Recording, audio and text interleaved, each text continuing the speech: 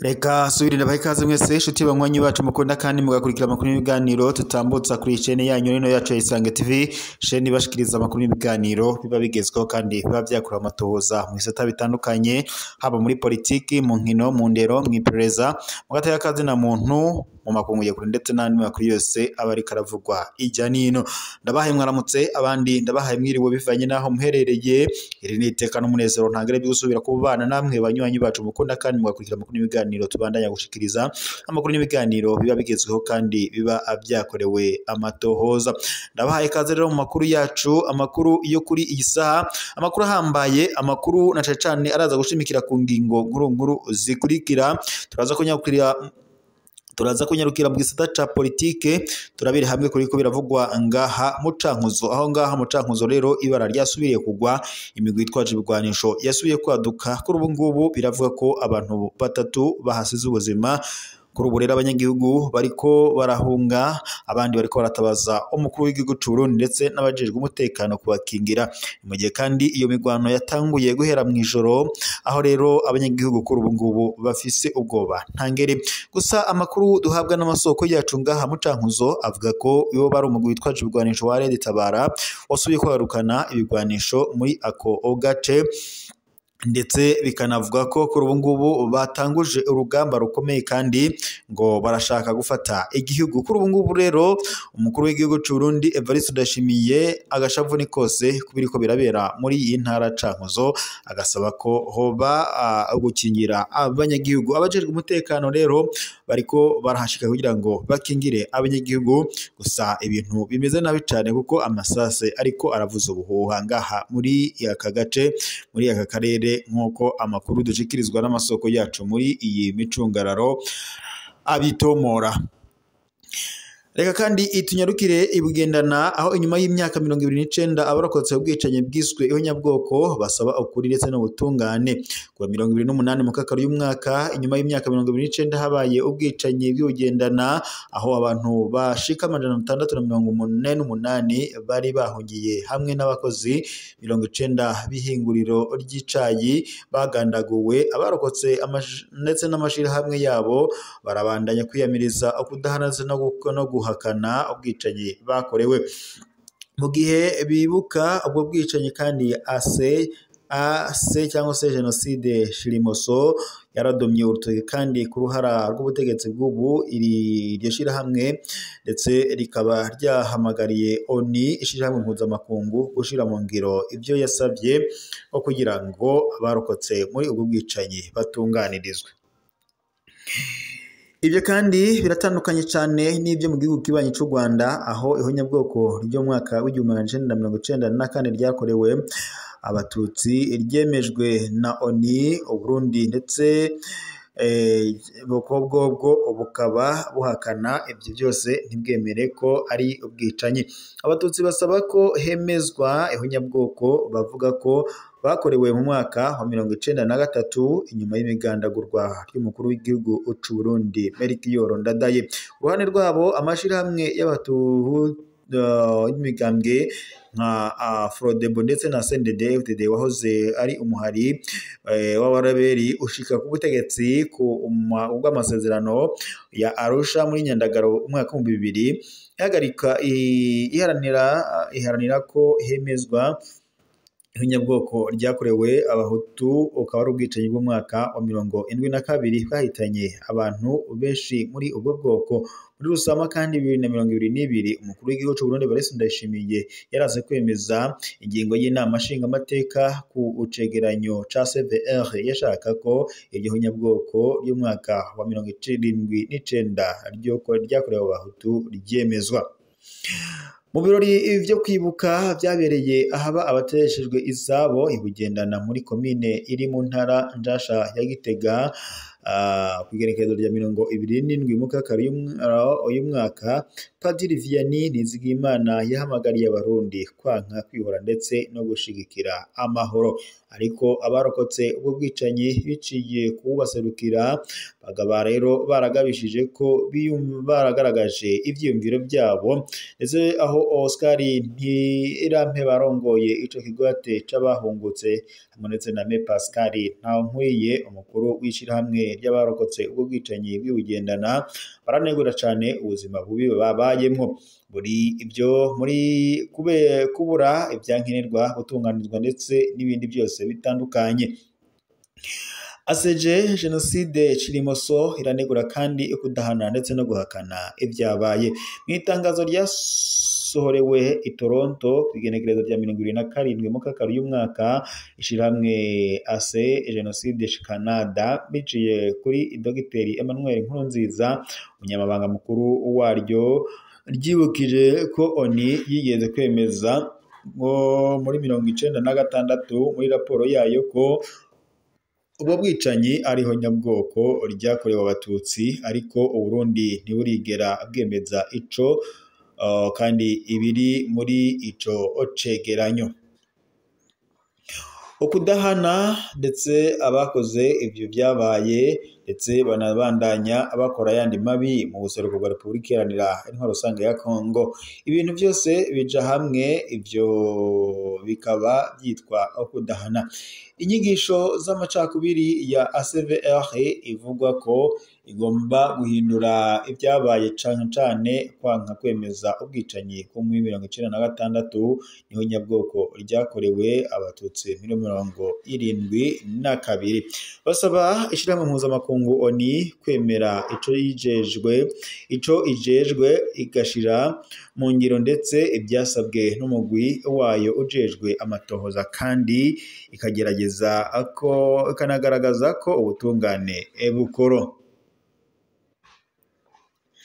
Mu majambo yavuze aserukiye intwaro muri komine Dieudonné Hakizimana yibukije indyane zisubirije mu gihugu, aganahamagarira ko abarundi vyobabera icigwa kugira ngo bibuke umubano uzira umwiza.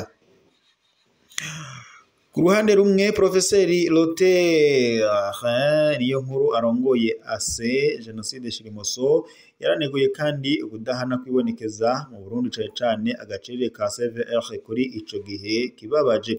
Yagaragaje kandi avuga ko hariko harasubira kwaduka amajambo abiburwanko rushingiye ku macakubiri y'ubwoko, amadini n'uburere mu gihe ibikomere bitarakira. Ubwo abakorokotse ubwo bwicanyi ibice bya Bugendana, Mutaho, Gitega ndetse na Gihogazi mu ntara ya kera ya Karusi, ico gihe hagenzurwa n'abaroberi b'abahutu ba FDD, umugwi witwaje ibigwanisho wahavuye uba mugambwe wa CNDD FDD ubu uri ku butegetsi.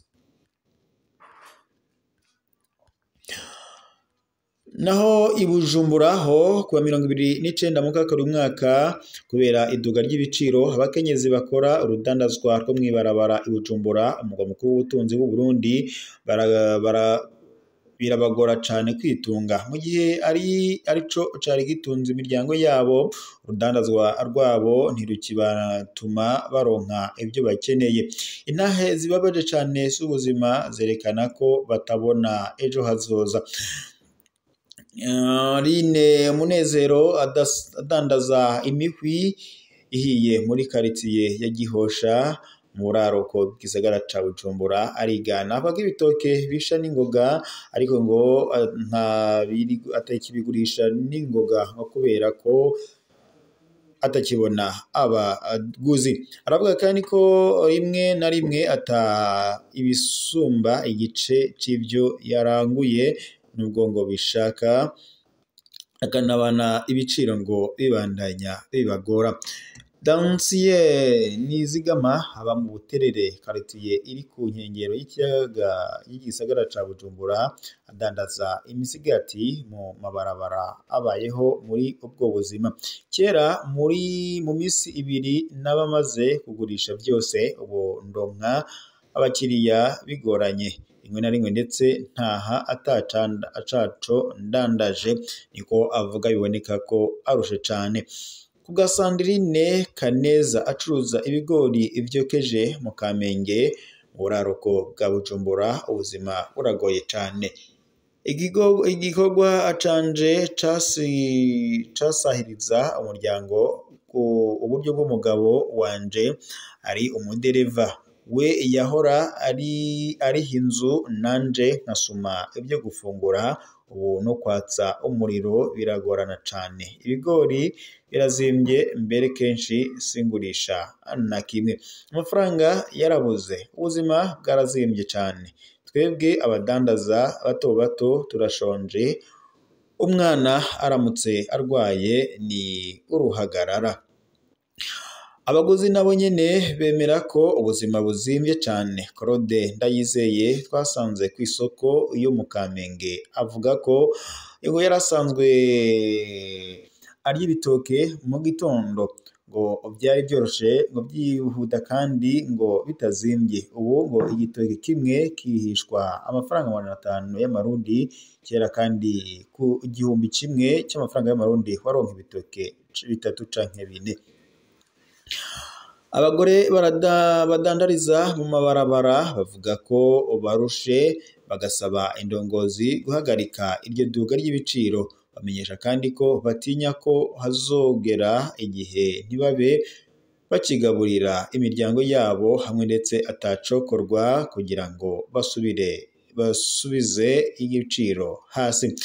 Turarwana n'ubuzima ariko ntitugishobora kwibeshaho, niko bivugwa na Eliane araba igiseke ciwe c'ivyama bitaragurwa, bikagaragara ko afise umubabaro.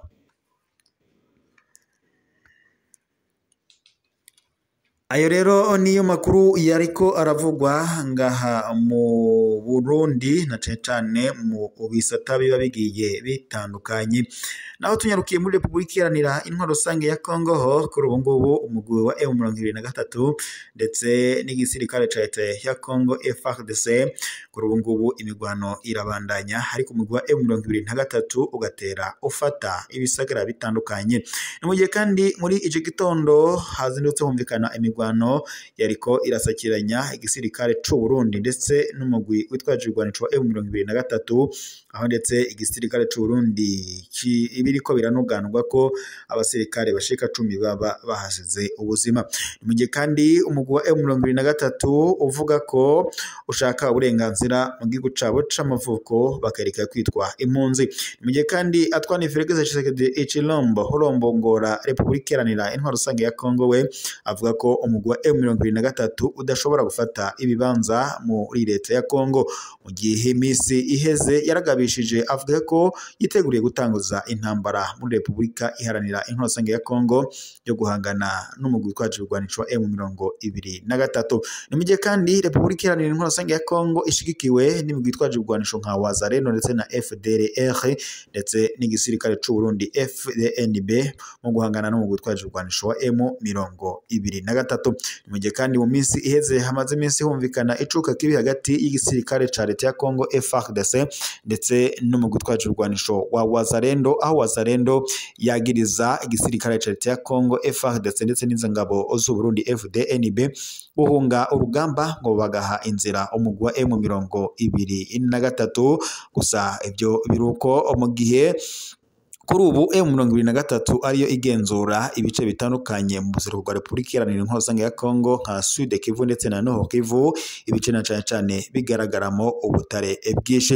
Ni mu gihe kandi Perezida Antoine Félix Tshisekedi Tshilombo ndetse na leta ye bagiriza leta y'u Rwanda kuba ishigikiye umugwi witwaje igwanisho M23 mu guhungabanya umutekano mu buseruko bwa Republika Iharanira Intwaro Rusange ya Kongo, nubwo ku rundi ruhande leta y'u Rwanda idahengeshanya guhakana ibyo byose yagirizwa yivuye inyuma ikavuga ko ihuriye no mu gutwaje urwanisho M23 mu guhungabanya umutekano mu buseruko bwa Repubulika Iharanira Intwaro Rusange ya Kongo. No mu gihe kandi leta y'u Rwanda nayo ku rundi ruhande yagiriza leta ya Kongo kuba ishigikiye imigwi yitwaje urwanisho nka FDLR mu guhungabanya umutekano w'u Rwanda. Mu gihe kandi iyi FDLR ivugwamo abasize bagize uruhara muri genocide yakorewe mu Rwanda, ikaba yarakozwe ikorewe abatutsi mu mwaka w'1994, ndetse no ku ruhande rwa raporo y'impuguke za ONU zigaragaza ko Repubulika Iharanira Intwaro Rusange ya Kongo ishigikiye byeruye umugwi utwaje urwanisho wa FDLR, nubwo perezida wa Kongo Antoine Félix Tshisekedi Tshilombo avuga ko ngo FDLR ngo ari udusigarira atw'abasuma ngo batakagombye gutera ubwoba igihugu kibanyi cy'u Rwanda. Reka rero mashimire mwese mwari kumwe natwe mu makuru ko turabashikiriza aya kanya tube tuyasozere ngaha, dusubire mu makuru araza kubageza uko gusa mwibuke gufyonda suivre, partage ndetse na s'abonner kugira tubandanye tubana amakuru n'ibiganiro tuba turiko turashikiriza kuri munesha kure yanyu mukunda cyane muri Dende ya Isange TV. Munesha kure iba iri kore bashikiriza amakuru n'ibiganiro biba bigezo kandi biba byakorewe amatohoza mu bise tabitandukanye. Reka rero shimire mwese mwari kumwe natwe mu makuru n'ibiganiro twari ko turabashikiriza aya kanya tube tuyasozere ngaha, dusubire mu makuru araza kuba agezwe ko mwima dukurikiraga muri mucungararo igize igihugu cyacu Burundi, abadukurikiraga bari mu bihugu bibanye n'abari mu makungu kuri mwese ndabashimiye kuba mwari kumwe natwe. Dusubire mu makuru araza kuba agezwe ko kuri munesha kure yanyu mukunda cyane mu masaha akurikira.